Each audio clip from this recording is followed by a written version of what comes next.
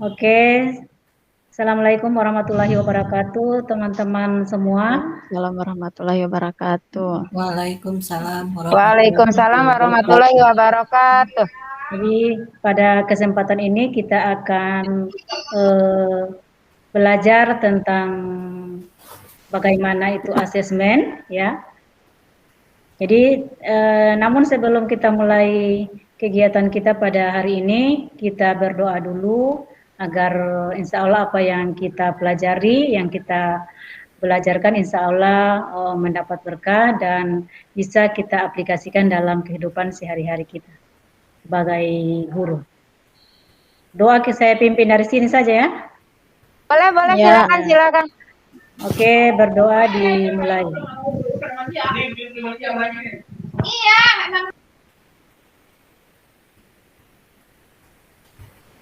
Berdoa selesai. Oke teman-teman, jadi pada kesempatan ini kita akan belajar tentang asesmen, ya. Saya akan tampilkan dulu presentasinya.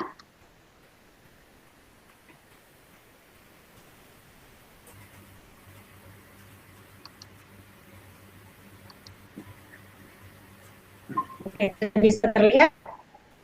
Ya, udah bisa terlihat. Ya. Nah, jadi saya mulai dari prinsip asesmen dan asesmen diagnosis. Jadi untuk prinsip asesmen ya, untuk prinsip asesmen ini ada 5 prinsip ya dalam kegiatan pembelajaran kita nanti yang harus kita aplikasikan dalam asesmen atau penilaian, baik asesmen diagnosis, sumatif maupun formatif. Jadi yang kelima prinsip asesmen ini yang pertama adalah asesmen itu merupakan bagian terpadu dari proses pembelajaran. Jadi memfasilitasi pembelajaran, kemudian menyediakan informasi sebagai umpan balik untuk guru, peserta didik, dan orang tua.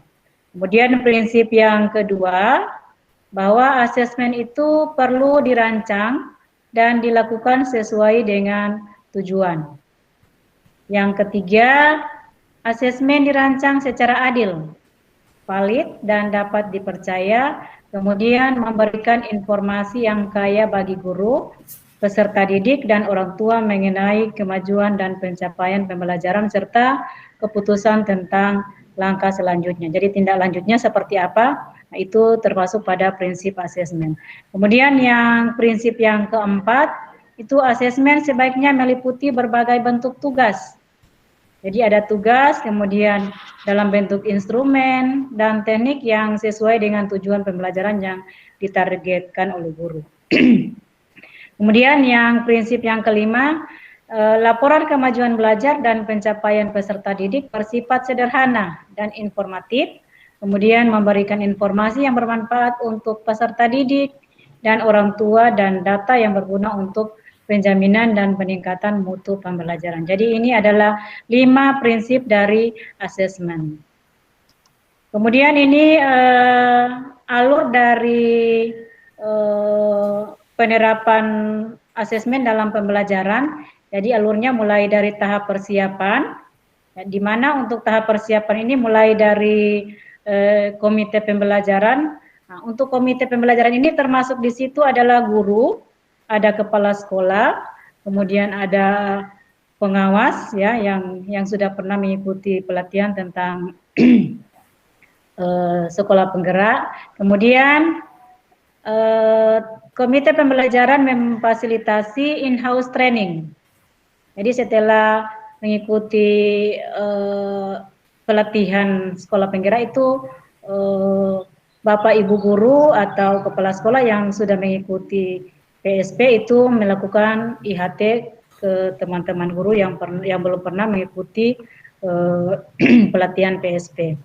Nah, kemudian pada tahap pelaksanaan itu penetapan CP dan alur belajar. Jadi ini ada panah-panahnya itu alurnya seperti ini.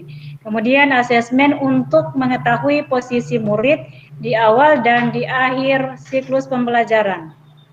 Kemudian refleksi dan menetapkan tujuan belajar dan bentuk asesmen untuk tercapainya tujuan. Jadi tujuan pembelajaran. Kemudian yang berikut memilih dan menetapkan perangkat ajar serta aktivitas pembelajaran yang kita akan laksanakan. Kemudian sosialisasi target belajar dan menyepakati keterlibatan orang tua atau komunitas pendidikan. Kemudian pelaksanaan pembelajaran dan asesmen untuk memonitor kemajuan belajar murid selama proses pembelajaran. Jadi itu tahap pelaksanaannya. Kemudian pada tahap evaluasi, itu evaluasi dan refleksi capaian target belajar, kemudian evaluasi dan refleksi dukungan orang tua terhadap target belajar, kemudian evaluasi dan refleksi kinerja komite pembelajaran. Jadi ini yang nantinya dilaksanakan untuk alur asesmen dalam alur penerapan pembelajaran. Nah, sekarang ada pertanyaan yang saya akan berikan ke teman-teman. Jika asesmen diagnostik yang telah dirancang di satuan pendidikan, hasil seperti apa saja yang mungkin muncul?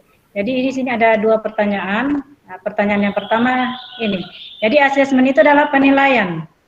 Nah, penilaian itu ada yang dinamakan penilaian diagnostik. Kira-kira menurut Bapak Ibu, ini ada pertanyaan dari saya, jika asesmen diagnostik yang telah dirancang itu dilaksanakan di satuan pendidikan, ya di satuan pendidikan Bapak Ibu, kira-kira hasil seperti apa saja yang mungkin muncul? Mungkin ada dari teman-teman yang bisa menjawab. Jika ada masalah seperti ini, jadi jika asesmen diagnosis yang telah dirancang itu dilaksanakan di satuan pendidikan Bapak Ibu, kira-kira hasil seperti apa yang akan muncul jika kita melakukan asesmen diagnostik? Iya, Bu, dari saya, Ya, Ibu Rusni. ini asesmen diagnostik ini kan ada yang non kognitif dan ada yang kognitif. Ya. Nah, kalau tujuannya untuk asesmen diagnosis non kognitif itu sepertinya kan yang diminta itu kan psikologinya, emosinya anak-anak atau persiapan belajar. Jadi yang pastinya akan muncul keberagaman jawaban tentang emosi mereka itu seperti apa. Nah, kemudian kalau yang diagnostik kognitif, ya pasti yang muncul juga nilai yang beragam dari siswa tergantung IQ mereka itu, tergantung kompetensi mereka yang akan mendapatkan nilai berapa. Dan tergantung kesiapan mereka hasil belajarnya kali ya. Iya. Tergantung dari kesiapan peserta didik dalam belajar. Kalau kognitif, ya. Okay. Jadi kalau diagnostik itu kan asesmen untuk mengetahui pemahaman awal ya, atau kemampuan awal dari peserta didik. Nah, kira-kira yang hasil seperti apa yang muncul? Kalau menurut Bu Rusni tadi beragam ya kan? Jadi yang muncul hasilnya mungkin ada yang di atas rata-rata. Mungkin ada yang di bawah rata-rata, ya kan? Ada yang tengah-tengah. Biasa yang pas rata-rata, iya kan? Iya, betul. Jadi akan muncul seperti itu. Nah, berikut pertanyaan saya yang kedua. Nah, dengan hasil seperti itu, jadi misalnya ada yang anak yang dapat nilai rata-rata, ya kan? Ada yang di bawah rata-rata, ada yang di atas rata-rata. Saya coba jawab ya, Bu. Kira-kira seperti apa tindak lanjut yang kita sebagai Bapak Ibu guru atau sebagai guru yang kita lakukan kira-kira seperti apa jika mendapati nilai seperti itu. Jadi ada yang di bawah rata-rata, ada yang di atas rata-rata, dan ada yang rata-rata. Oke, mungkin ada yang bisa menjawab dari... Mungkin dari saya, Bu. Mungkin yang memperoleh nilai rata-rata itu akan tetap belajar di kelasnya. Kalau di atas rata-rata itu akan diberikan pengayaan. Kemudian yang di bawah rata-rata itu diberi bimbingan khusus yang didampingi oleh orang tua. Seperti itu dari saya. Mungkin dari teman-teman yang lain ada? Dari Bu Erni, gimana? Tadi kalau menurut Bu Rusni apa? Kalau yang mendapat nilai rata-rata itu yang tetap belajar di kelasnya, Hmm. kemudian di atas rata-rata itu diberi pengayaan, kalau Pengayaan, yang di bawah rata-rata diberi bimbingan khusus, bimbingan khusus. kemudian didampingi oleh orang tua. Oh, kalau menurut saya mungkin dikelompokkan yang nilainya tinggi, ya hampir sama Iya, sih. Yang iya di nilainya atas tinggi, rata-rata. kelompoknya tinggi, yang kelompoknya rendah dikelompokkan ke rendah, dan yang rata-rata ya. Jadi ada 3 kelompok itu, Iya, 3 di kelompok. 3 kelompokin gitu. Iya. Seperti itu. Jadi benar yang disampaikan oleh Bu Rusni maupun Bu Erni bahwa untuk yang jika ada siswa yang memperoleh hasil rata-rata berarti dia tetap belajar di kelas itu, ya kan? Kalau di bawah rata-rata itu mendapat bimbingan khusus dengan pendampingan guru dan orang tua. Kemudian kalau yang nilai di atas rata-rata, nah itu dia diberikan pengayaan. Berikut, jadi sudah benar apa jawaban dari teman-teman. Nah, berikut, nah ini jenis asesmen diagnotis, ini ada 2, ya teman-teman. Ada diagnostik kognitif dan ada diagnostik non kognitif. Nah, kedua asesmen ini non kognitif dan kognitif ini memiliki tujuan. Nah, untuk non kognitif tujuannya adalah untuk mengetahui kesejahteraan psikologi dan emosi siswa, kemudian mengetahui aktivitas selama belajar di rumah, kemudian mengetahui kondisi keluarga siswa, mengetahui latar belakang pergaulan siswa, dan mengetahui gaya belajar, karakter, serta minat siswa. Dan banyak lagi yang kita bisa uji di non kognitif ini. Nah, untuk kognitif itu dia mengidentifikasi capaian kompetensi siswa. Kemudian menyesuaikan pembelajaran di kelas dengan kompetensi rata-rata siswa, memberikan kelas remedial atau pengayaan ini ya, atau pengayaan. Kemudian memberikan kelas remedial atau pelajaran tambahan kepada siswa yang kompetensinya di bawah rata-rata. Itu seperti yang sudah dijelaskan oleh teman-teman tadi. Jadi mungkin sampai sini sudah bisa dipahami. Nah, ini untuk asesmen diagnotis.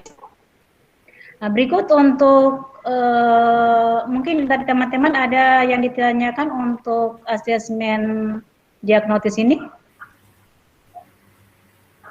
Ada yang mau ditanyakan? Sudah? Kalau tidak ada, saya lanjut di asesmen formatif dan sumatif. Nah, ini yang sering kita lakukan dalam kegiatan pembelajaran. Jadi asesmen formatif dan sumatif.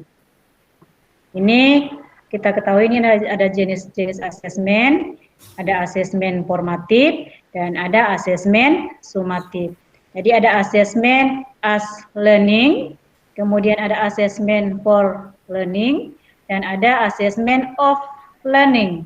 Nah, kalau asesmen as learning itu asesmen sebagai refleksi proses pembelajaran. Kemudian asesmen for learning itu asesmen untuk perbaikan proses pembelajaran. Kemudian asesmen of learning itu asesmen sebagai evaluasi pada akhir proses pembelajaran. Nah, namun teman-teman, selama ini asesmen of learning itu paling dominan dilakukan oleh guru, oleh kita sebagai pendidik. Misalnya pada kurikulum-kurikulum yang sebelumnya itu asesmen of learning itu paling dominan dilakukan. Jadi asesmen yang sebagai evaluasi pada akhir proses pembelajaran. Padahal yang lebih ditekankan itu adalah asesmen as learning atau asesmen sebagai refleksi proses pembelajaran dan asesmen for learning, asesmen untuk perbaikan proses pembelajaran. Jadi kita akan pada kurikulum baru ini itu kita akan ubah paradigma. Yang tadinya asesmen of learning lebih banyak dibandingkan dengan asesmen as learning dan asesmen for learning. Berikut, nah ini konsep asesmen formatif dan konsep sumatif. Nah ini bisa kita lihat bahwa untuk asesmen formatif ini perbedaannya. Nah, kalau asesmen formatif itu metode evaluasi yang dilakukan itu untuk evaluasi proses. Jadi evaluasi pemahaman kemudian kebutuhan pembelajaran dan kemajuan akademik selama pembelajaran. Itu untuk formatif. Kemudian asesmen formatif memantau pembelajaran murid dan memberikan umpan balik yang berbeda dan berkelanjutan. Kemudian bagi murid, asesmen formatif berfungsi sebagai membantu murid mengidentifikasi kekuatan dan aspek yang perlu dikembangkan. Kemudian bagi guru dan sekolah, itu asesmen formatif berfungsi memberikan informasi mengenai tantangan apa saja yang dihadapi murid dalam proses pembelajaran sehingga dukungan yang memadai dapat diberikan. Kemudian asesmen formatif dapat diberikan oleh guru, teman, atau diri sendiri. Kemudian asesmen sumatif itu metode evaluasi yang dilakukan di akhir pembelajaran. Nah, itu bedanya. Jadi kalau pada formatif itu saat proses pembelajaran, kalau sumatif itu di akhir pembelajaran. Kemudian asesmen sumatif itu seringkali memiliki taruhan tinggi karena berpengaruh terhadap nilai akhir murid, sehingga seringkali diprioritaskan murid daripada asesmen formatif.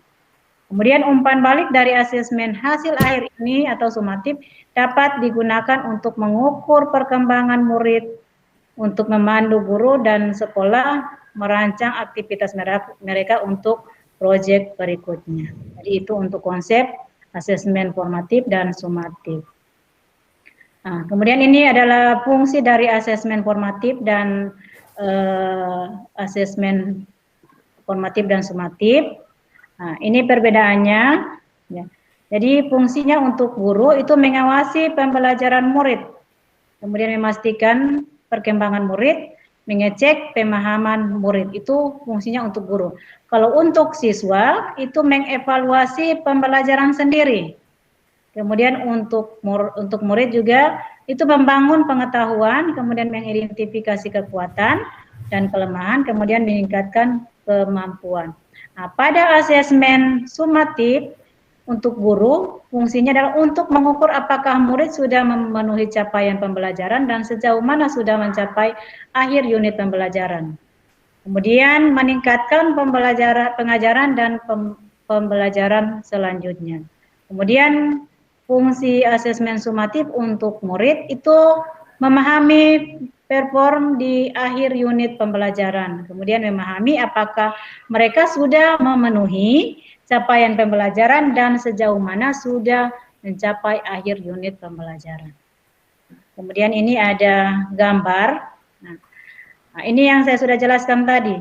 Nah, untuk kondisi saat ini, asesmen as learning itu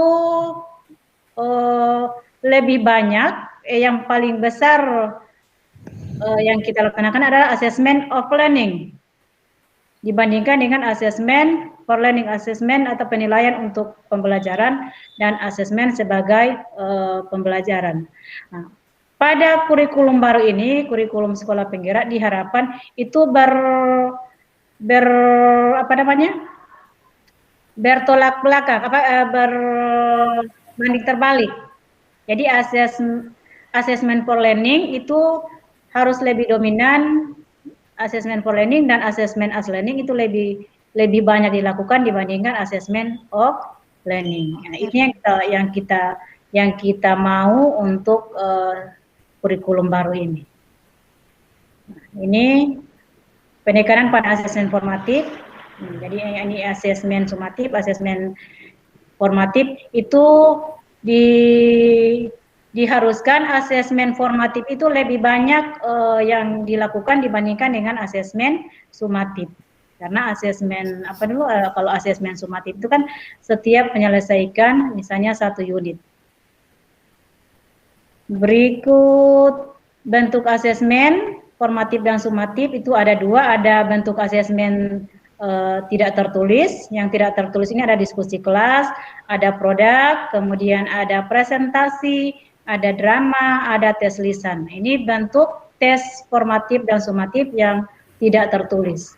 Kemudian yang tertulis itu ada refleksi, ada bentuk esai, kemudian ada poster, jurnal, kemudian tes tulis. Ya, itu teman-teman ya. Nah, kemudian ada namanya umpan balik. Nah, mengapa harus ada umpan balik setelah melakukan asesmen? Nah, Karena asesmen itu merupakan kumpulan informasi mengenai bagaimana seseorang melakukan suatu kegiatan. Nah, fungsi dari umpan balik ini bagi guru itu memberikan informasi perkembangan murid untuk memodifikasi pengajaran dan pembelajaran di masa depan. Kemudian bagi murid untuk membangun murid, mengetahui kelebihan dan kekurangan mereka, kemudian memberikan umpan balik kepada sesama teman, juga memberikan kesempatan bagi murid untuk belajar dan dari satu sama lain. Nah, kemudian ini ada 10 prinsip dari pemberian umpan balik, mungkin teman-teman bisa baca. Jadi ada mudah dimengerti, ada transferable, ada melihat ke belakang, spesifik, kemudian lebih dari penilaian, tepat waktu, kontekstual, seimbang, melihat ke depan, dan selektif. Dan ini adalah 10 prinsip dari pemberian umpan balik. Nah, ini umpan balik yang efektif itu terdiri dari feedback, feed up, ini feed forward. Jadi kita harus setelah kita melakukan asesmen itu harus ada umpan balik. Nah, umpan balik yang efektif ini, ini ada pertanyaan panduan untuk guru sebagai umpan balik. Ini jadi mungkin teman-teman bisa lihat contoh pertanyaan-pertanyaan umpan balik untuk teacher feedback dan umpan balik teman. Ini mungkin teman-teman bisa baca. Kemudian ini ada contoh praktik baik memberikan umpan balik secara berjenjang, itu mulai dari klarifikasi, kemudian penilaian, ada perhatian, kemudian ada saran dan apresiasi. Oke teman-teman, jadi dari penjelasan saya tadi tentang asesmen diagnostik, kemudian ada asesmen formatif, ada asesmen sumatif. Mungkin dari teman-teman ada yang kurang jelas atau mungkin ada yang ditanyakan, silakan. Sudah jelas mungkin penjelasannya tadi, Bu.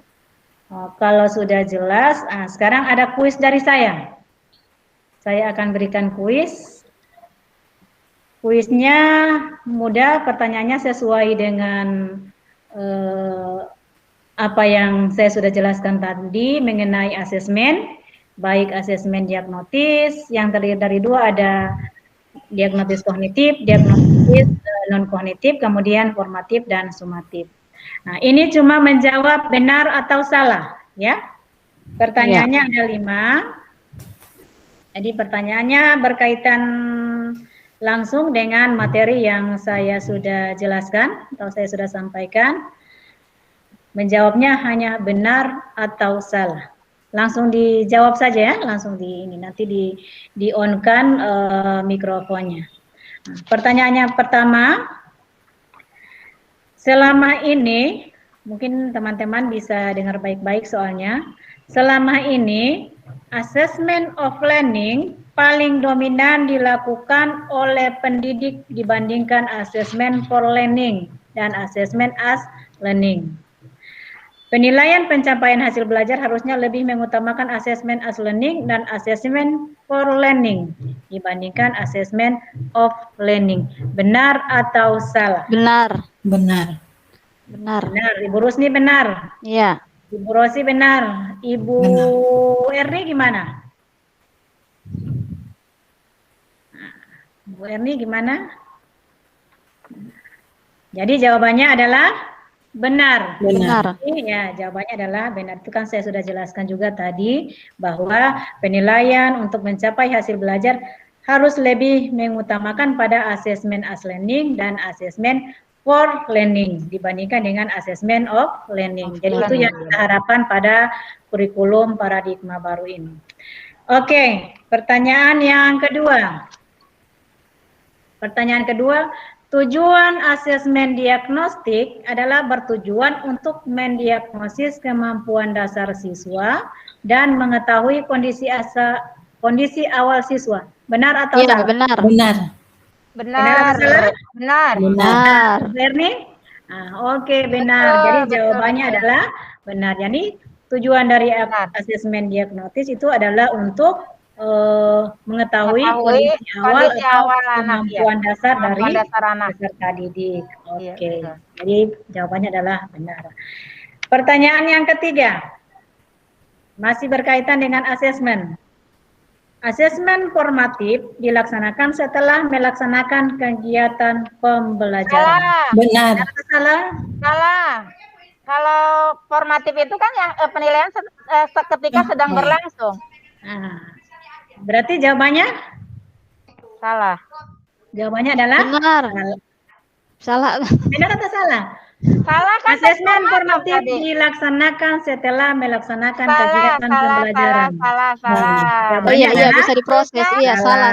Iya. Ketika proses pembelajaran. Proses, iya, proses. Oke, saya sudah jelaskan tadi kan. Jadi Ya. asesmen formatif itu dilaksanakan saat pembelajaran. Proses pembelajaran. Kalau sumatif setelah pembelajaran. Berarti teman-teman sudah bisa paham dengan apa yang saya sudah jelaskan tadi, sudah bisa menangkap ya. Iya. Oke, pertanyaan yang keempat. Refleksi merupakan bentuk asesmen tes lisan. Benar atau salah? Refleksi. Betul. Benar. Refleksi merupakan bentuk asesmen tes lisan. Benar ya? Tadi kan ada bentuk-bentuk asesmen, ada asesmen tertulis, ada bentuk lisan. Refleksi adalah itu bentuk tes lisan atau tes tulis? Tes lisan.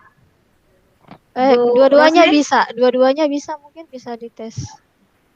Refleksi, tapi refleksi itu biasa ada gambar senyum, ada gambar, iya. Gambar bingung, ya kan?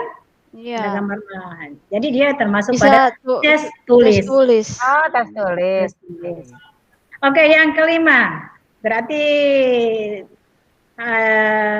yang menjawab yang hampir semua ini Bu Mustika benar jawabannya, Ibu Erni salah satu, ya kan? Bu Husni juga salah satu. Berikut yang kelima, jumlah asesmen sumatif sebaiknya lebih banyak dari asesmen formatif. Salah. Benar. Betul. Jumlah asesmen sumatif sebaiknya lebih banyak dari asesmen formatif. Betul. Jawabannya benar atau salah? Benar. Jawabannya adalah Bu Rusni yang benar. Jawabannya adalah salah. Harusnya yang diberi porsi itu paling banyak. Yang paling banyak adalah formatif. Asesmen formatif dibandingkan dengan asesmen sumatif. Oke, teman-teman, jadi berarti sudah bisa menangkap apa yang saya sudah jelaskan tadi tentang asesmen, baik asesmen diagnotis maupun asesmen formatif dan sumatif. Oke, teman-teman, mungkin untuk presentasi materi saya hari ini tentang asesmen itu telah selesai. Insya Allah semuanya sehat walafiat. Kita ketemu lagi di lain kesempatan. Terima kasih. Assalamualaikum warahmatullahi wabarakatuh. Waalaikumsalam warahmatullahi wabarakatuh. Wabarakatuh. Oke.